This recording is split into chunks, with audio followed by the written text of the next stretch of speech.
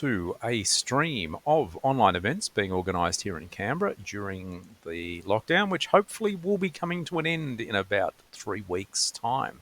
My name is Sean Press. I run a lot of online events here in Canberra while we're waiting for the lockdown to be lifted, including Street Chess Online. So Street Chess is a Canberra institution that has been running for at least 30 years now.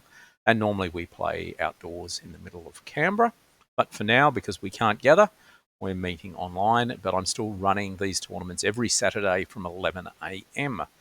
And we had one yesterday, which was a bit of a birthday Street Chess, because it happened to be my birthday yesterday as well. And it was won by Harry Press, who is my oldest son, who scored 7 out of 7. He was a little bit lucky to escape from a few games, but in the end, you ride your luck sometimes and convert where you need to. The game I'm showing is one where he wasn't necessarily that lucky. In fact, he just played it quite well, I thought.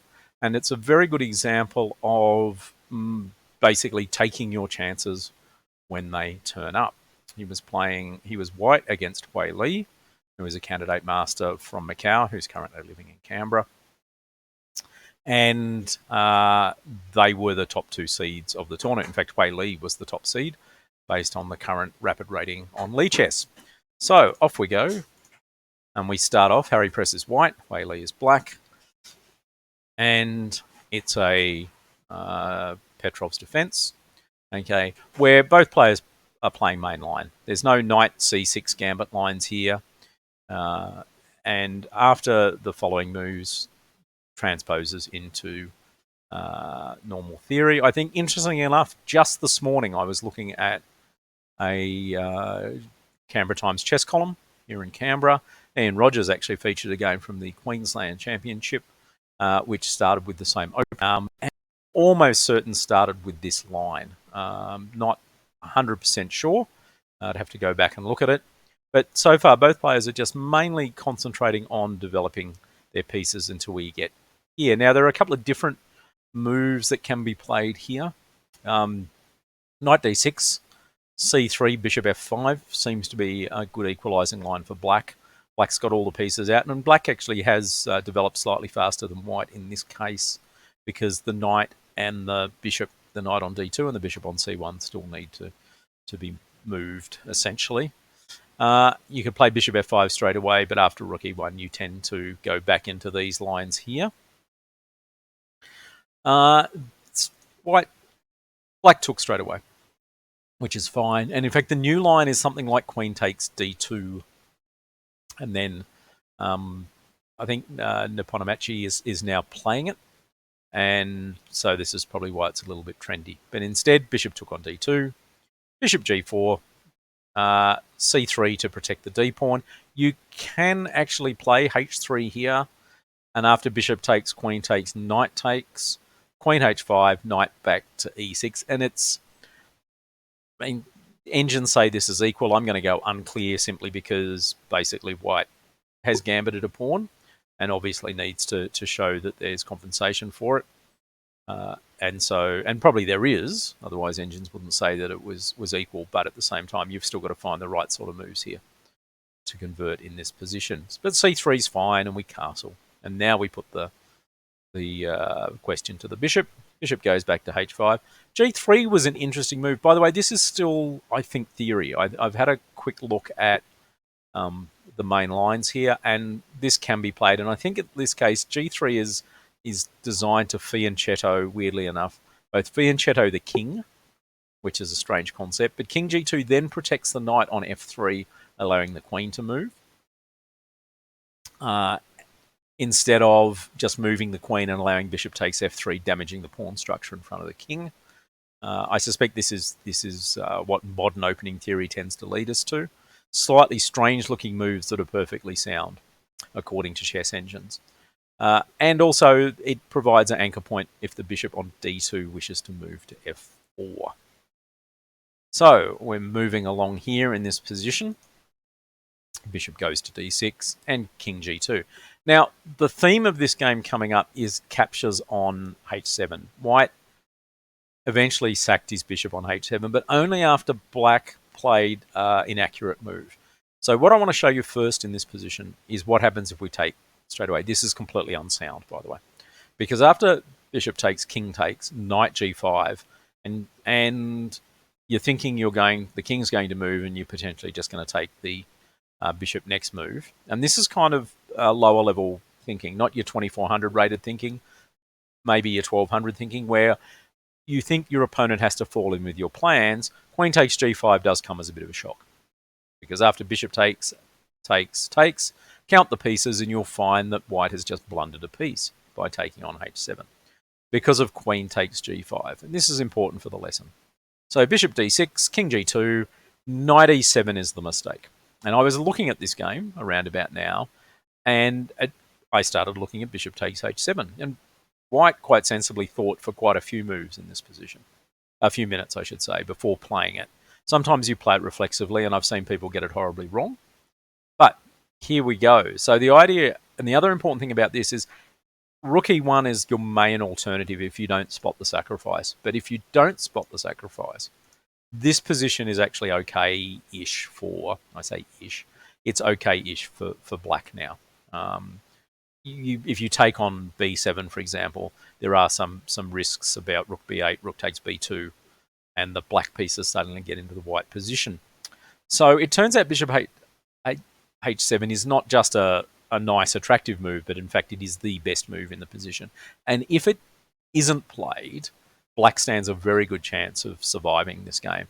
But once this is played, as long as white finds the exact follow-up, this is completely winning for white. And there's the other key thing here. So when I was looking at it, I looked at king takes h7 as the obvious refutation. King h8, by the way, you just play bishop back to b1 with the idea of the queen going to c2 in some lines. And after c6, rook e1 in this position is much better for white. You've won a pawn, black's king is unsafe, and you've got some other threats coming up. So, king takes h7, gutsy move. Best way to refute a sacrifice is to try and take it. And then knight g5 check. And at this point, this is why the knight on e7 was a problem for black, because the queen now can't capture on g5.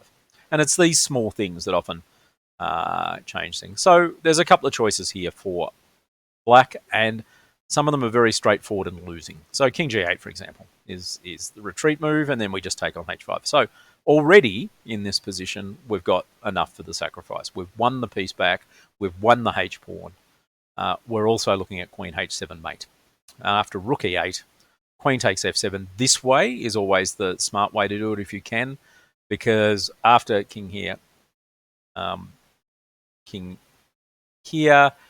you're pretty much getting a almost winning attack here. You've won another pawn. King's going back. You're checking. The king's going to h8, and then there's lots of good lines, including a line which just wins the queen. So basically, king here, queen check. And now when the king goes here, this is the importance of taking that pawn on f7, because knight e6 here. And it attacks the king and the queen at the same time, and you pick the queen up, and you will easily win this game. So, king g8 doesn't work. We play king h6. This doesn't work because you just get a nice discovered check here. The bishop on d2 is attacking the king, and the knight takes on d8. Hang on, you might say.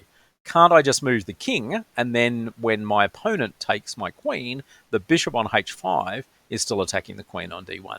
But where do you move the king to? If you move it back to h7, queen will just take the bishop with check.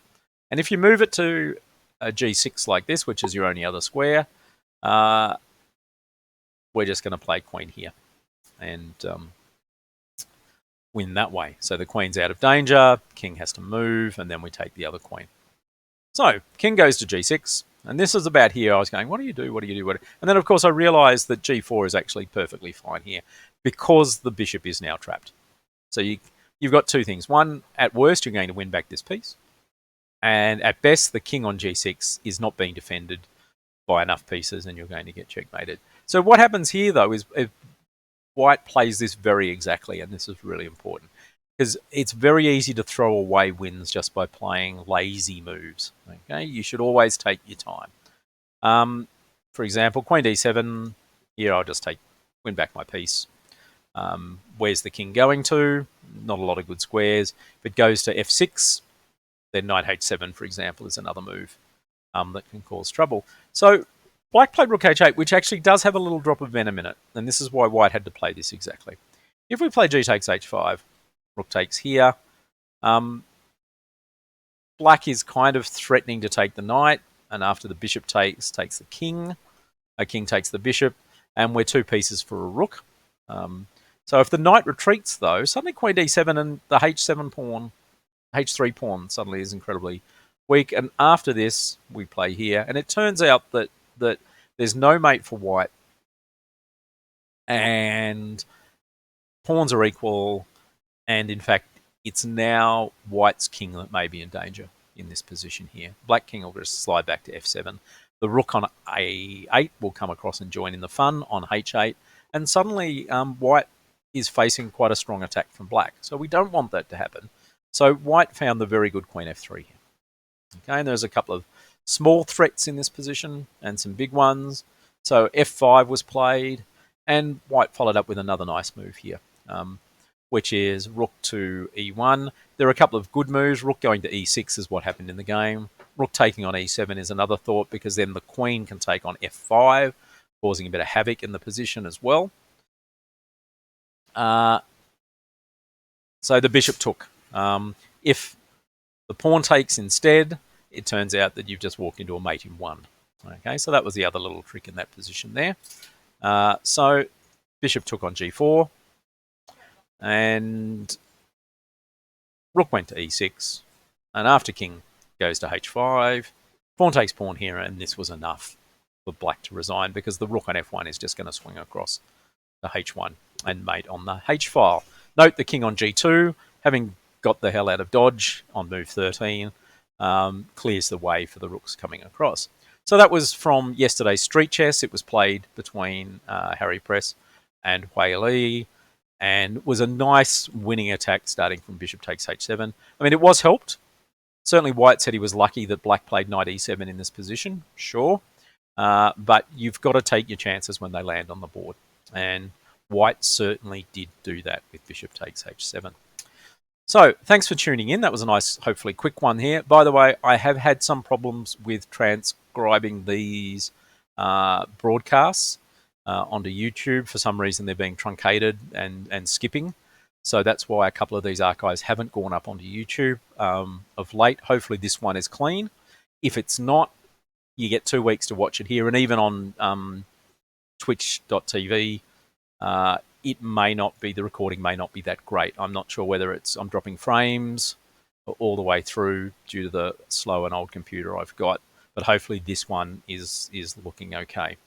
So thanks for tuning in. My name is Sean Press. I run a lot of the online events here in Canberra. This one was from Online Street Chess. Hopefully, I'm hoping for Street Chess to be back online on, as in face-to-face, on the 30th of October, based on the current roadmap for lifting restrictions here in Canberra. So I do these broadcasts usually the day after whatever online events I'm running. So hopefully there'll be Tuesday will be the next time you'll be seeing me.